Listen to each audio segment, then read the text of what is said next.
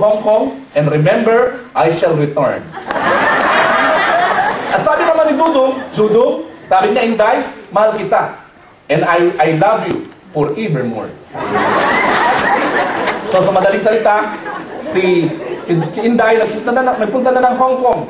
At doon sa church, lagi siyang nasa harapan, nakataas ang kamay, tumatalon-talon, nagpupuri sa Panginoon. But after 3 months, nakita ko si Inday, nasa likod na, nakaganon na lang. Sabi ko, ano kaya nangyari kay Inday? So after the service, inausap ko si Inday. Sabi ko, Inday, ano nangyari sa'yo? Dati nasa harapan ka, pataas-taas ka pa ng kamay. Ngayon, nasa likod ka na, hindi ka na rin nagpupuri. Anong nangyari sa'yo? Sabi niya, Pastor, si Dudong. Oh, ano nangyari kay Dudong? Ako si Bertie ba? Hindi. Sabi niya, ano nangyari? Si Dudong, meron ng ibang honey-honey, iba ng sugar-sugar, iba ng kanyang candy girl.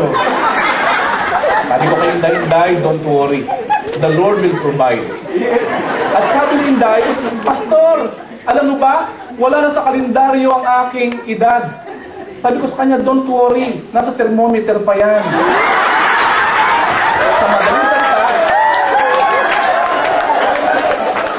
Sa madaling salita, si Inday ay na-encourage ulit. Kaya nandun ulit siya sa harapan. At nagpupuri ulit sa Panginoon. At sabi ko, Inday, magpatuloy ka lang magpuri sa Panginoon. Because problem is not the end of life. It's the beginning of miracle. After few months, lumapit na sa akin si Inday. Sabi niya, Pastor, tama ka.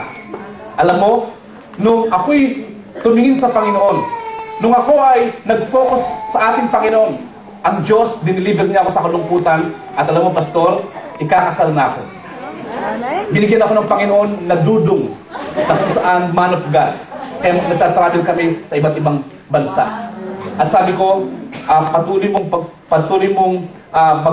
ka magpuri sa Panginoon, ano man ang mangyari sa'yo. Sabi niya, Pastor, alam mo po ba, I will always bless the Lord. At ang ating Diyos, lagi ko siyang pupurihin forevermore. Sabi niya gano'n. At hindi pa yung tapos, Pastor, Amen. Sabi niya.